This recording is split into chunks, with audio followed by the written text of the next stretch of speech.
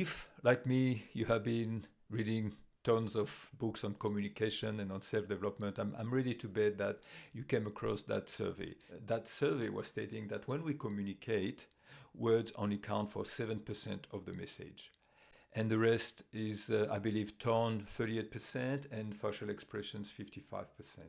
I even remember listening to an audio from Tony Robbins where he was insulting someone. He was just saying, if you tell someone you're a son of a bitch and you smile like this, that person is not going to be insulted because you say it with a different tone of voice.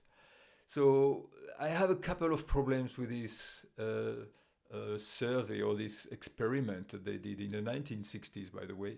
First challenge I have with it is that the context of this study, this experiment, someone was given a random word to say and the other person was to interpret the message. When you are given a random word, it's like when someone talks to a different language. In a way, you don't have much to go by, so of course you're going to rely more on the facial expressions and on the tone of voice.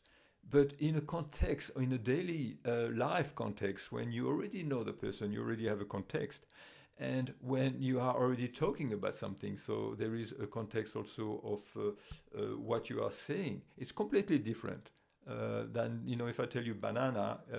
Without any context, of course you're going to rely on my facial expressions and tone. So this is the environment of this survey was very dubious. And also the purpose of this survey was a bit different. It's not our interpretation that we have of it is wrong, I believe. The purpose of this experiment was what input do we have from others to interpret their emotion. Then, of course, if the word is completely out of context, you only have this to go by once again. But also, if someone comes to you and say, I'm feeling great today, of course, the emotion, is not in line with what they say. So, of course, you're going to rely more on their facial expressions and their tone. So, the environment of the experiment was a bit dubious, and also our interpretation is wrong. I believe that the words are very, very important. The words stay. We often remember what people have told us, way, way back.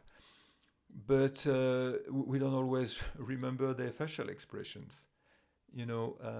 Maybe someone was not extremely serious when they said that to us, but the facial expression is forgotten. I mean, there are obviously instances where we remember the tone or the facial expression, but it's more rare. So the subconscious take everything literally, more or less. So this is just to demonstrate that the words are so important. Even if you say something as a joke, an insult or a cheap jab at someone, they're going to be insulted inside, even if they don't show it. And if you don't want to rely only on me for this concept, I really advise you to, if you haven't done already, to have a look at the 4 agreements from Don Miguel Ruiz, where he really states in his first agreement is, let your word be impeccable with your word. Word stays. Words are very powerful. So please don't think that when you communicate, words only count for 7%. This is just simply not true. Even if people don't show it, they are impacted by words. And I suppose to conclude is, it was not all bad, this experiment. It does say that, and it's true that, when you communicate, pay some attention to your tone of voice and your facial expression. Please, by all means, too.